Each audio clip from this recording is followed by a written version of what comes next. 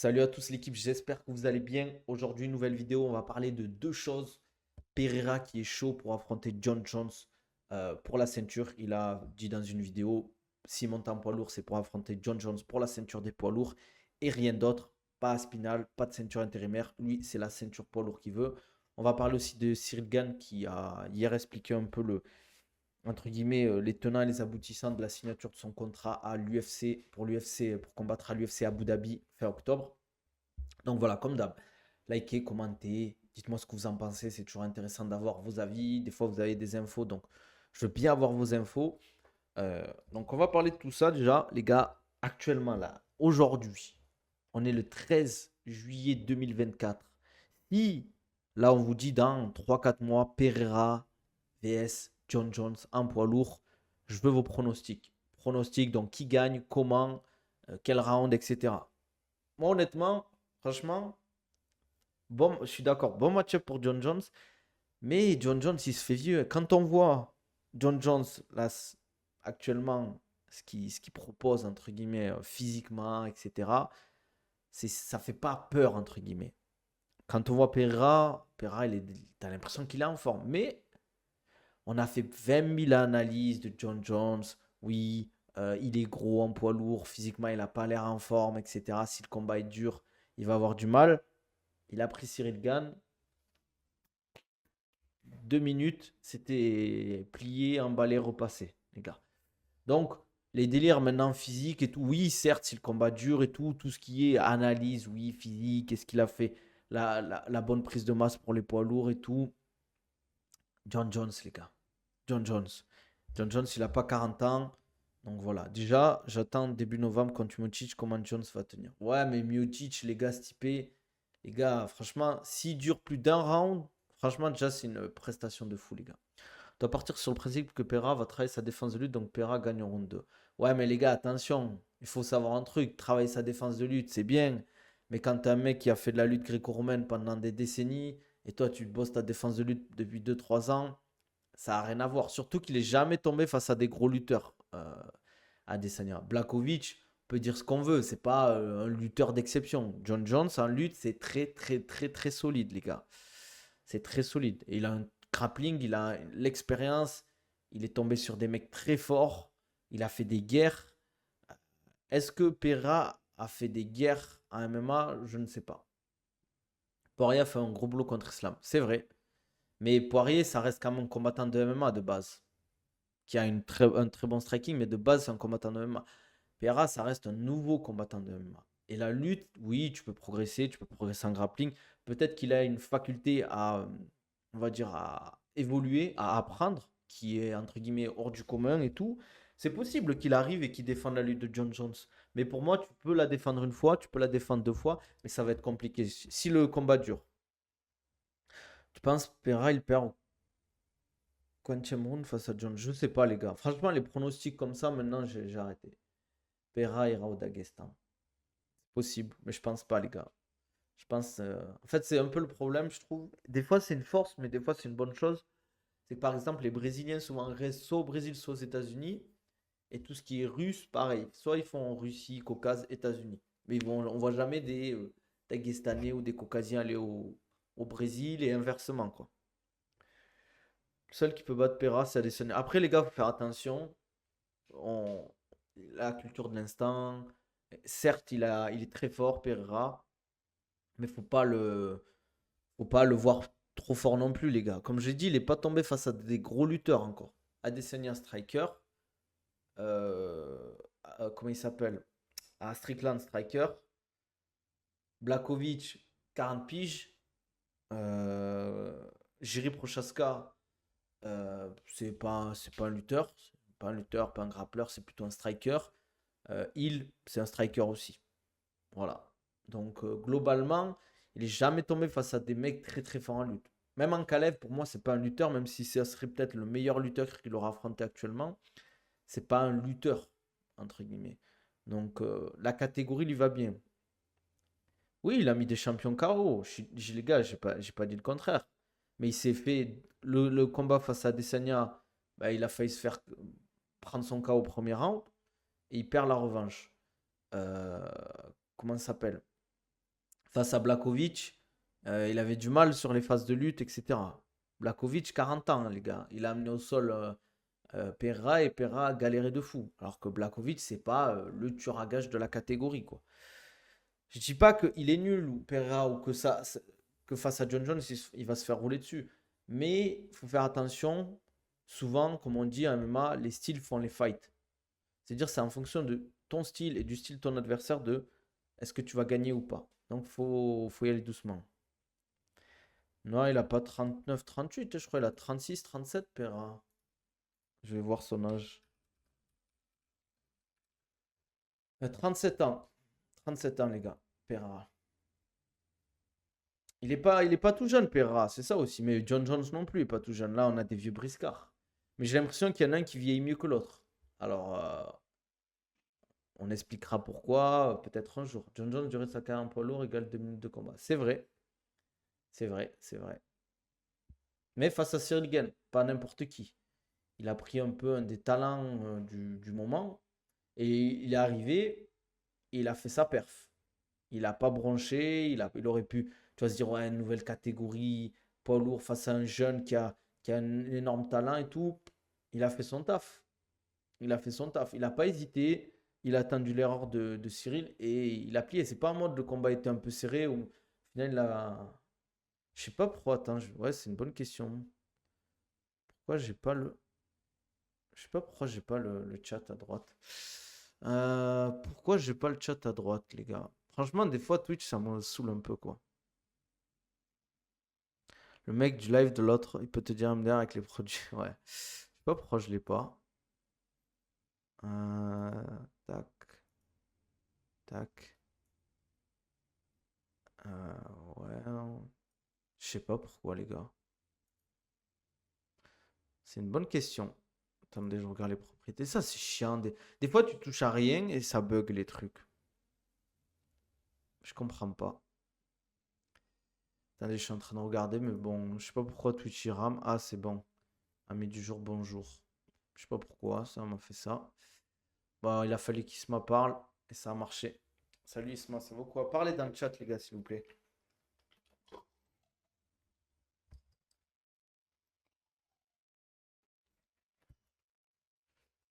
Dans le live game hier soir, on voit bien que l'UFC décide de tout. Les combattants peuvent dire ce qu'ils veulent, call out qu'ils veulent. Si l'UFC ne fait pas le contrat, il ne se passe rien. Donc Almeida n'a jamais été l'option pour l'UFC contre Gay. Et après, c'est surtout, en fait, nous, on a notre vision de français, entre guillemets. Euh, Cyril Gane, on sait très bien que la lutte et le grappling, c'est pas trop son truc. On s'est dit, oui, s'il prend par exemple, Almeida, ça peut être compliqué pour lui, ça peut être un bon test pour lui. Mais les Américains et l'UFC, ils le voient pas comme ça, le combat. Lui, eux, ils se disent, ok, Cyril Gane est top 2. Qui c'est qui est en train de monter? C'est Volkov qui est en train de monter. On peut faire un beau combat à Abu Dhabi. C'est un Russe. Abu Dhabi, aux Émirats, il y a beaucoup de Russes. Donc, pourquoi pas faire un combat comme ça? Ils en ont rien à foutre de notre avis. On est combien à regarder l'UFC en France? On est peut-être quelques centaines de milliers. Tandis qu'aux États-Unis, voire peut-être quelques millions. Allez, si je grandis le truc. Mais aux États-Unis, ils sont combien? Ils ont un public peut-être de 100, 150 millions à regarder. J'exagère peut-être, mais je connais pas les chiffres. Mais ça n'a rien à voir, les gars. Pareil en Angleterre et tout. Ça n'a rien à voir à ce niveau-là, quoi. L'UFC a dit OK sur le tournage de Gain, mais a même fixé la période de tournage. Dans ces conditions, on ne peut pas dire que Gain refuse Aspinall à Manchester. L'UFC n'a jamais envoyé de contrat pour Gain Aspinall car il savait que ce n'était pas possible. Ouais, mais ça, c'est souvent c'est ça. En plus, derrière, les combattants, ils parlent, ils disent oui, tu m'as esquivé, alors que c'est le mec, il a juste zéro. Il n'a pas signé de contrat, il n'a pas reçu de contrat, donc c'est même pas lui qui veut pas en fait. C'est l'UFC qui a pas proposé en soi. Si l'UFC veut, le contrat il va être envoyé, t'as pas forcément le choix. En vrai, tu refuses un contrat de l'UFC, à part si tu t'appelles McGregor ou John Jones, ils vont te la mettre à l'envers. Je suis sûr, toute l'Europe, je suis sûr, il faut toute l'Europe pour rivaliser avec les États-Unis. Ouais, c'est possible, c'est possible. Parce qu'après, en dehors des Anglais, peut-être Français, globalement, Irlandais et tout, peut-être quelques pays scandinaves et l'Allemagne, il n'y a pas tant de gens qui regardent le MMA non plus. Faut pas. Nous, il y a un engouement de fou, il y a un gros développement, mais c'est pas le foot, les gars. À ce niveau-là, pour Gain ou Manon, on voit que les combattants ne bougent pas une oreille sans l'accord de l'UFC. Exemple avec Arman en grappling contre BSD que l'UFC avait refusé. Bah après, c'est normal. C'est ton patron, faut pas l'oublier, c'est ton big boss. Toi, tu vas faire quoi? Tu vas aller à l'encontre de ton patron, il va te dire, bah ok, bah, ton contrat, on va le faire sauter, ou tu vas payer des amendes, ou quoi que ce soit, quoi. Donc, t'as pas forcément trop le choix, entre guillemets. Preuve que Gain refuse personne à l'arrêt. En interview, Gain a dit la veille qu'il sera à Paris dans la nuit. L'UFC a dit Gain Volkov à Abu Dhabi et Gain accepte.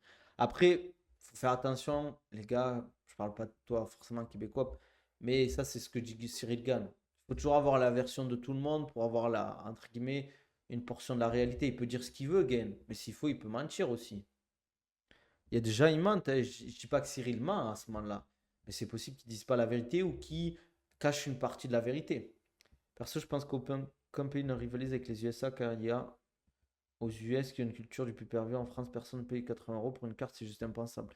Mais c'est logique, les gars. C'est logique. Moi, je vois pas l'intérêt de payer 80 € pour 5 combats, alors que tu as 2 combats féminins des fois, et des combats éclatés. Des fois, tes combats annulés. Les gars, il y a des gens, ok, c'était cool, j'y reproche à Scapera, mais il y a des gens, ils ont payé peut-être le plus pervers pour avoir Connor Chandler. Je me suis fait insulter quand j'ai dit que ça allait être annulé. On m'a dit oui, nana, tu dis de la merde. Au final, ça a été annulé. T'imagines, tu payes, tu te fais vite. Moi, je paye 80 € pour un truc. Au final, c'est pas le combat que j'avais prévu. Je suis dégoûté. Saviez-vous, Shafkat est à l'UFC depuis 2020 n'a fait que 6 combats, soit moins que Khamzat. Pourtant, je vois personne le blâmer. Après, il y a une différence entre faire les combats et pull out. Tu vois, quand tu, par exemple, tu as signé ton contrat, tu fais ton combat, ok. Mais si tu signes un contrat et qu'au final le combat tu le fais pas, après moi je m'en fous de comment ça s'appelle Shafkat ou Hamzat en soi quoi. Tu vois, genre ce que je veux dire c'est que qu'est-ce que je voulais dire? Ce que je veux dire c'est que s'il faut, par exemple Shafkat il a eu des problèmes de dopage aussi. Ouais, mais ça, c'était au début, Khamzat. C'est peut-être une mauvaise idée, hein, ça aussi, les gars. Tu vois, on loue le délire oui, Khamzat après un combat, après 2 combats en 2 semaines. Mais est-ce que c'était une bonne idée avec les cuttings et tout? Ça lui a peut-être bousillé le système immunitaire. Covid, plus ça peut-être ça a bousillé son corps aussi, hein, les gars. ESPN, ils ont retiré le pay-per-view, ça veut tout dire pour Connor. Oui, mais ta logique, elle s'applique pas aux US. Ben, oui, elle s'applique pas aux US, mais après, parce que les Américains, ils ont un pouvoir d'achat beaucoup plus élevé, c'est surtout que eux, c'est dans la culture. C'est comme nous, il y a 30 ans, c'était impensable de payer peut-être un abonnement type Netflix ou Amazon, par exemple. Hmm. Donc, après, c'est. Pardon, les gars, désolé, je suis un peu fatigué. Après, ce que je veux dire, c'est que moi, je suis pas fan du système de pay-per-view parce qu'en fait, si c'était bien redistribué, ok. Mais quand on voit que je crois que les athlètes, tous les combats de la carte, je crois que c'est que ceux qui sont sur main card qui prennent un pay-per-view, je suis pas sûr à 100%. J'ai pas envie de dire de bêtises. Mais je crois qu'il y a c'est 11% ils prennent en tout, en général, à peu près, en moyenne, je crois. Ça veut dire que, on va dire l'UFC fait, je te donne un exemple. On va dire l'UFC prend 20 millions au niveau des pay-per-view. Ils vont prendre 1% divisé par le nombre de combattants. Euh, c'est quoi cette histoire? Les 6 ne sont pas Tramzat, vous aimez trop répéter le mensonge que vous voyez alors que Tapologie est gratuit. Il y a eu beaucoup d'annulations quand même, Ramzat, hein. Mais c'était à cause du Covid. C'était à cause du Covid, je crois. Pera avec John Jones, Pera était chaud en fait. Les gars, les gars, tranquille.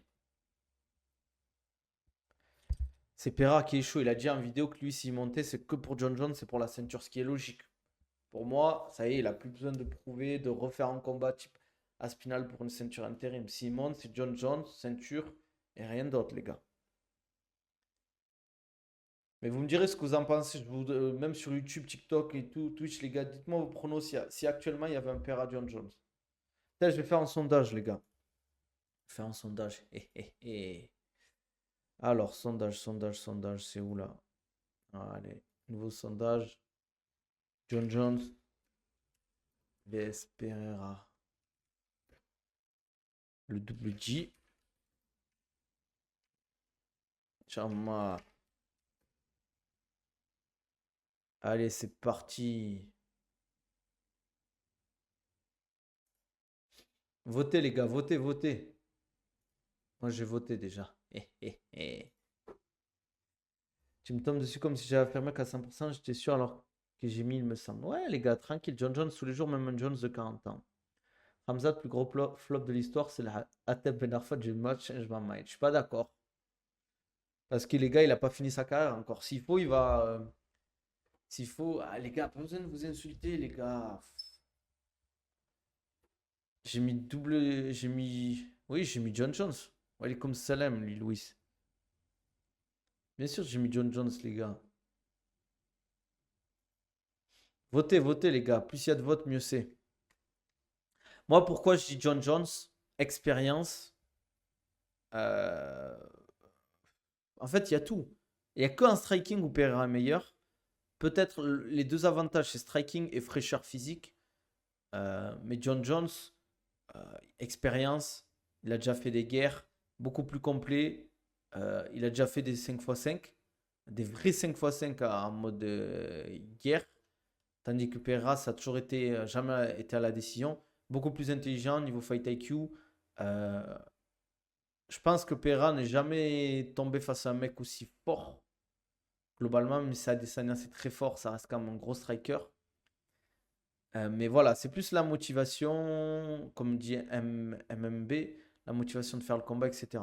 Arsenal reste courtois, on est sur Twitch. Pas sûr qu'en face tu serais aussi agressif à croire, j'ai insulté ta mère. Les gars, tranquille. Tranquille, les gars. Aïe, aïe, aïe, aïe, c'est la guerre dans le chat, les gars.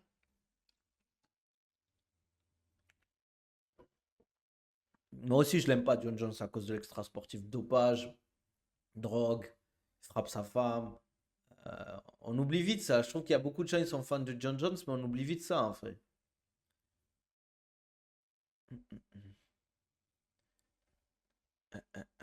Et même, il avait fait quoi aussi? Accident avec une femme enceinte, il s'était barré. Euh, Rien que pour moi, en fait, tu te fais choper pour dopage. Euh, Après, je crois qu'il s'était fait choper, mais c'était en dehors d'un combat. C'est abusé, quoi, les gars. C'est abusé. Et je trouve que les gens, ils le soutiennent un peu trop, John Jones. Moi, je dis toujours que en termes de niveau de skill, c'est le meilleur. Mais globalement, ça reste un être humain détestable, John Jones. Mais c'est comme ça. Les gens, ils aiment bien les anti-héros, les bot boys. J'ai jamais compris pourquoi. Moi, je préfère largement Georges Saint-Pierre, par exemple, qu'un John Jones, hein. Mais après, c'est chacun son avis, les gars. Bon, John Jones gagne le combat à 73%. 27% pour Pera. Euh, Ouais, c'est mon nom de famille, frérot. Je viens d'où? Comment ça, je viens d'où? Bon, si vous avez des questions, les gars, n'hésitez pas. On peut parler des idées reçues sur la musculation et la préparation physique. Si vous avez des questions à ce niveau-là, faut pas hésiter, les gars. Faut pas hésiter. Si vous avez des questions, moi j'y réponds.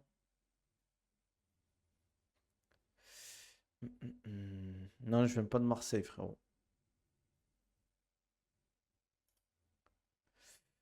Mais si vous avez des questions, n'hésitez pas. T'es un Takali, toi aussi? T'es où du bled? La gonflette, c'est quoi? Alors, la gonflette, je vais vous expliquer rapidement. Entre guillemets, la gonflette, c'est en mode, oui, tu as du volume musculaire qui augmente, mais au final, tu gagnes pas de force. Mais il faut savoir qu'en fait, si tu es, entre guillemets, je vais faire simple, entre guillemets, tes muscles prennent, entre guillemets, du volume, grossissent, que tu fais de l'hypertrophie, forcément, tu vas gagner en force. C'est mathématique, c'est scientifique. Plus tu as de masse musculaire, plus tu seras fort. Mais ça ne veut pas dire que le plus musclé sera le plus fort. Mais naturellement, un mec musclé sera fort. Ça, c'est sûr. Ça, c'est sûr. Un mec musclé sera fort naturellement. Ça, c'est. Voilà. Donc, la gonflette, en mode oui, tu fais de la gonflette, ça n'existe pas. Le mec qui qui prend du muscle, il va prendre la force. Frévola vs Ziam, tu dis quoi? Je pense que Frévola va le froisser. Non, moi je suis pas d'accord, les gars. Je sais pas pourquoi en fait les gens ils pensent que Frévola, en mode on parle de je sais pas qui, on parle de Gamrot ou de Charles Oliveira. Oh, les gars, Frévola c'est solide. Si Fares Ziam gagne, c'est un beau accomplissement. Mais c'est pas. Moi, c'est. Je trouve que Herbert, c'est aussi fort que Frévola, par exemple, hein. C'est pas. Je vois pas en fait ce qu'il a de particulier, les gars, Frévola. Ziam, il a trop de lacunes. Ouais, mais Frévola, il a aussi des lacunes, quand même, les gars. Pereira prépare que des strikers, ça m'étonnerait qu'il bosse la pure lutte. Il doit la bosser, mais les gars, déjà, il faut bosser dans des clubs où la lutte, les mecs, ils sont très forts en lutte. Et au Brésil, c'est pas des spécialistes de la lutte, attention. Je dis pas qu'ils sont nuls à la lutte, hein. Quand tu vois des Brésiliens qui tournent à la DCC. Et toi, lutte, c'est fort. Mais c'est pas pareil. C'est pas de la lutte MMA, etc. BSD Moïcano, je vois le BSD légèrement favori. Mais Moïcano, c'est fort. C'est très fort. Comment éviter la gonflette? Comment ça, comment éviter la gonflette? Je comprends pas cette question, Marx. Ouais, c'est fort en JB, Moïcano, mais BSD, c'est fort aussi, les gars. Très fort aussi en JB. Très solide, très fort physiquement, très grand. Les gars, on parle beaucoup de Wade Bully, mais pour moi, BSD, c'est un Wade Bully, les gars.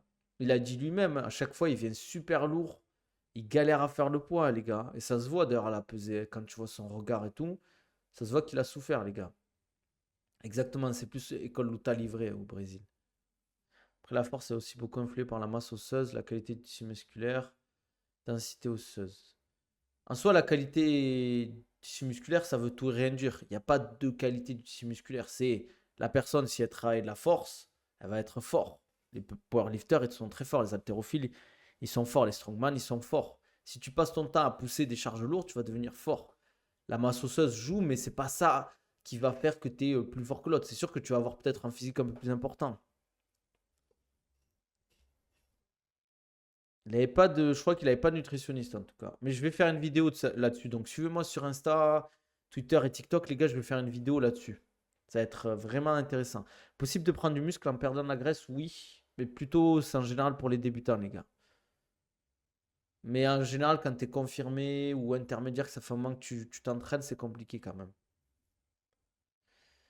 Merci pour le follow, frérot. N'hésite pas à mettre les notifications. Je sais pas pourquoi j'ai pas les sons des alertes. Pourtant, les alertes devraient être là, mais je sais pas pourquoi. Je le vois pas. Tac, tac, tac, je comprends pas. Salut Nono, ça vaut quoi? La qualité du tissu musculaire dépend de la rapidité d'exécution des cellules contractiles. Tu voulais dire répulsion. Densité osseuse, la masse osseuse joue énormément sur la force. Ouais, mais je suis pas totalement d'accord sur ce que tu dis, les Louis. C'est pas vraiment le tissu musculaire, c'est plus entre guillemets le nerveux entre guillemets. Salut Nabil, peux-tu me donner un conseil en boxe pour le match des lacunes et pas de salle? Essaye de faire beaucoup de shadow, si tu peux, essayer de t'entraîner avec quelqu'un, essayer de prendre un coach en boxe anglaise si tu peux, hein. Prends un coach en boxe anglaise, essayer de faire beaucoup de shadow, propre, du shadow propre. Essayer de faire un peu de sac, si tu peux t'acheter un sac, un peu de pâte d'ours, avec quelqu'un qui sait entre guillemets, faire les pâtes d'ours. Comment ça, j'ai une console? C'est quoi cette question, frérot? Et de répéter, de faire simple, des trucs simples, des combinaisons simples, des trucs simples, déplacements simples, etc. Sur la perte de poids, retour opération. Bah, après, la perte de poids, retour opération, frérot, c'est nutrition, entraînement et sommeil, les gars. Il n'y a pas de secret pour la perte de poids. Programme d'entraînement adapté et cohérent, nutrition carrée, adaptée à la perte de poids, sommeil de qualité, hydratation de qualité, les gars. Ne cherchez pas le remède. Ne cherchez pas le remède, ça n'existe pas, les gars. CrossFit est un des meilleurs sports pour avoir un cardio force de fou en sport de combat. Je suis pas d'accord, pas du tout. Pas du tout, parce que c'est pas du tout le même sport, c'est pas du tout les mêmes intensités, c'est pas du tout les mêmes contraintes.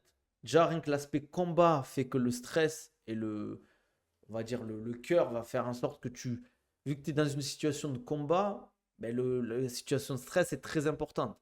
Je te donne un exemple. Un mec qui sait pas se battre, toi, on va dire, Tu sais te battre, tu croises un mec dans la rue, il veut se battre avec toi. Tu te dis, je sais me battre. Tu vas quand même un peu stresser parce que c'est une situation où tu n'as pas l'habitude. Par contre, un mec qui ne sait pas se battre, qui n'est pas forcément courageux, c'est pas une critique, hein, il va croiser un mec qui te dit, viens, on va se battre là maintenant. Il va stresser de fou et il va très, énormément stresser, quoi. Euh, CrossFit te fait aller vraiment au fond de tes limites. Oui, mais les gars, il y a un truc, c'est le même coup, Malak, ça vaut quoi? Comme je te réponds après sur Twitch, Isma, par rapport à cette question. euh, Par rapport en fait au CrossFit, les gars, en fait, il faut que vous dire, aller à ses limites. Oui, tu vas développer ton cardio, mais ça ne veut pas dire que tu vas être beaucoup plus performant en MMA ou en foot. Je te donne un exemple. Un lutteur, un mec qui fait du MMA, tu lui dis de faire 90 minutes un match de foot, il va être rincé au bout de 10 minutes. Il va être rincé au bout de 10 minutes. C'est normal, c'est pas les mêmes intensités, c'est pas les mêmes contraintes. Si tu sais pas courir, tu vas te fatiguer rien qu'en courant. Un mec qui fait du foot, tu vas lui dire viens, on fait de la lutte. Vu qu'il sait pas lutter, sur certains mouvements, il va se fatiguer parce qu'il a pas l'habitude, il sait pas comment se comporter, il va stresser, etc. Donc ton corps, en fait, il va demander beaucoup plus d'énergie parce que c'est une situation dont il n'a pas l'habitude. Ça va, alhamdoulilah, frérot. Alors, Lil Louis qui me dit ensuite, je pense que les longs courts segments jouent aussi sur la force en traction. Pousser, ça peut être avantageux comme avantageux en fonction de l'exercice. Oui, entre guillemets, les segments musculaires, la taille des segments, par exemple, les gens qui ont des grands fémurs ou des petits fémurs, ça change tout. Les gens qui ont des longs bras, ça change tout, etc. Justement, le CrossFit touche un peu à tout, c'est pour ça que j'ai dit ça. Oui, mais c'est pas un sport de combat, le CrossFit. C'est pas parce que tu fais un sport, entre guillemets, hybride.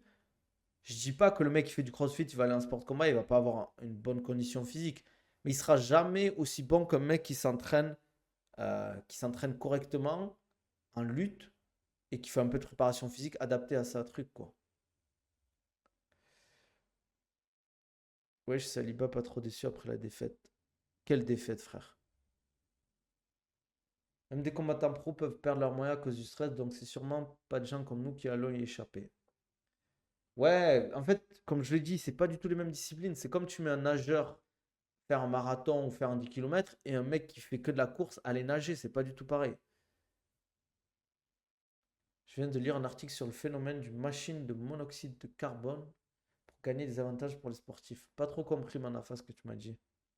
Est-ce que tu conseilles du shadow avec les poids d'un kilo? Pas du tout, les gars. Je vais faire une vidéo là. Il y a Thibaut InShape, il a sorti une vidéo sur ça, les gars. On va débunk un peu ça, les gars. Pas du tout. C'est simple. Le vecteur de force, il va vers le bas quand vous avez des haltères et que vous faites du shadow. Ok, le vecteur de force va vers le bas parce que c'est la gravité, c'est simple. Le vecteur de force, quand vous devez faire des sports de combat, il est horizontal, il est vers l'avant. Donc plutôt travailler avec des élastiques si vous voulez travailler ça, de l'endurance musculaire, un peu travailler votre vitesse. Et encore, parce que le problème, surtout en fait, il ne faut pas se dire oui, c'est plus un truc où je vais améliorer mon shadow. Non, pas du tout. Vous allez plus améliorer votre endurance musculaire, peut-être votre vitesse sur certains mouvements, mais il ne faut pas vous dire oui, je fais du shadow avec des élastiques ou des haltères, je vais être meilleur en shadow. Pas du tout. Parce que déjà, en fait, votre mouvement, il va être beaucoup moins propre. Donc ça va, on va dire, modifier, altérer votre cinétique de mouvement, votre propreté au niveau du mouvement. Donc ça ne sert à rien, les gars. Ça ne sert à rien de faire du shadow avec des haltères. Si un truc qui peut être intéressant, par exemple, c'est vous prenez une haltère très légère et vous travaillez votre garde. Par exemple, votre bras droit, si vous êtes entre guillemets droitier, vous prenez votre haltère d'1 kilo, vous collez votre haltère ici et l'autre, vous faites soit du sac, soit vous faites de temps en temps des jabs pour vous habituer à garder ce truc ici en fait. Et de temps en temps, vous inversez, histoire de garder en fait toujours et travailler l'endurance musculaire et la garde pour avoir le point proche de la mâchoire. Mais sinon, il y a pas d'intérêt de faire du shadow avec des poids. En tout cas, personnellement, pour moi, c'est une perte de temps. C'est une perte de temps. Et c'est très culturel, les gars. C'est le principe. Non, frérot, il n'y a pas besoin, y a pas de pub pour les amis. Fais une pub pour moi, déjà, ça serait pas mal, frérot. C'est un minimum, les gars. Minimum. Qu'est-ce que je voulais dire? En fait, il y a un truc qu'il faut comprendre, c'est que les gens, ils se disent, pour simplifier l'entraînement, je dois faire un truc plus dur pour progresser. Certes, il faut, entre guillemets, pour progresser, faire un truc plus dur. Mais il faut le faire intelligemment, en fait. Pour moi, si je te dis oui, tu veux devenir plus fort, ben va pousser des rochers dehors. Tu vas pousser des rochers, tu vas être fort. Mais Malheureusement, tu vas pas être peut-être, tu vas être moins fort que quelqu'un qui fait vraiment une programmation adaptée avec des vrais cycles de force, des vrais mouvements, etc., qui peuvent, entre guillemets, être transférés dans les sports, quoi. Voilà. En fait, vous dites pas que vous allez faire du crossfit, du circuit training, du deadlift, vous allez être bien. Mais je vais vous donner un exemple tout simple. Faites simple. Faites du simple, les gars. Faites du simple. Par exemple, moi, il y a un truc que je dis toujours. Tu as des mecs qui font des mouvements de fou. Il va faire un muscle up. Moi, entre un mec qui fait, je vous donne un exemple bête. On va dire là, je vais combattre un mec. Enfin, j'ai le choix entre combattre deux mecs. Tout simple. Il y a un mec qui sait faire des muscle up et il y a un mec qui fait 300 kilos deadlift. Et il fait 2 ou 3 reps 300 kilos deadlift. Je préfère 100 fois affronter le mec qui fait un muscle up que le mec qui fait 300 kilos deadlift. Voilà. Voilà. Je te le dis tout simple. Je préfère 100 fois affronter un mec qui sait faire des muscle up ou qui me fait des pompes sautées ou des cabrioles de fou qu'un mec qui fait 300 kilos deadlift. Parce que je sais que le mec qui fait 300 kilos deadlift, soit il est très très fort, déjà, soit il est très très fort, soit il est chargé. Donc potentiellement, ça va être un bourbier. Voilà. Voilà. Donc faites du simple. Si vous ne savez pas vous entraîner, vous n'avez pas les moyens d'avoir un coach ou un programme et que vous ne voulez pas forcément investir parce que ben, c'est comme ça, vous n'avez pas les moyens, les gars. Faites simple. Soulevé de terre, traction, deadlift. Bon, c'est la même chose. Squat, fente, presse oblique, pompe, dips. Des trucs simples, les gars. Des trucs simples. Faites des trucs simples. Vous essayez de progresser, d'augmenter les charges. Si vous n'arrivez plus à augmenter les charges, augmentez le nombre de reps. Si vous n'arrivez plus à augmenter le nombre de reps et les charges, baissez comment ça s'appelle, la récupération. Mais vous allez progresser. Vous allez progresser. Gagner en force. La force est la qualité reine dans la plupart de vos disciplines. Donc, ne cherchez pas à faire des exos que vous voyez sur Internet. Vous voyez des mecs faire des exos de fou. Je ne dis pas que c'est inefficace. Mais vous n'avez pas besoin de faire ça en général. Devenez plus fort, déjà, ça va tout changer. Croyez-moi, quand vous tournez avec un mec qui est fort ou que vous faites du sprint, que vous êtes beaucoup plus fort, c'est comme le délire, oui, il faut pas pousser de charge lourde, tu vas devenir plus lent. C'est des conneries, ça, les gars. C'est des conneries. Qu'est-ce qui bloque, frérot? Enfin, voilà. Bon, on va s'arrêter là, les gars, parce que j'ai un coaching. Un coaching. Comme d'hab, les gars, on n'hésite pas à liker. Dites-moi ce que vous en pensez en commentaire. On like, on commente, on s'abonne. Comme d'hab, la gourde Oko, gourde filtrante, les gars, pour filtrer l'eau du Gange. i1 Sport, vous avez 15% de réduction avec le code Nabil15 sur le site i1 Sport. Allez voir, les gars, allez voir. Peut-être que vous avez un article qui va vous intéresser. Si ça vous intéresse, mettez Nabil15 pour la réduction. Pareil sur Oko, vous avez 10% de réduction, les gars. Comme d'hab, on se dit à demain, peut-être. Non, demain, je ne stream pas, les gars. Demain, je ne stream pas repos. Si vous voulez des programmes et suivis personnalisés, les gars, n'hésitez pas sur Twitch ou YouTube, comme d'hab, liker, commenter, bombarder. Bon, les gars, sur TikTok, comme d'hab, vous êtes fatigués, hein, mais c'est comme ça. Qu'est-ce que je voulais dire? On se voit, je pense, lundi. Je ne regarderai pas l'UFC, bien évidemment, parce que la carte est claquée. Mais sinon, on se dit à lundi, je pense. Prenez soin de vous. Si vous voulez un programme suivi personnel, comme je disais, n'hésitez pas à m'envoyer un message. N'hésitez pas à me follow sur les autres réseaux. Et voilà, sur Twitch, sur YouTube, TikTok, Insta, Twitter. Prenez soin de vous, les gars. À la prochaine.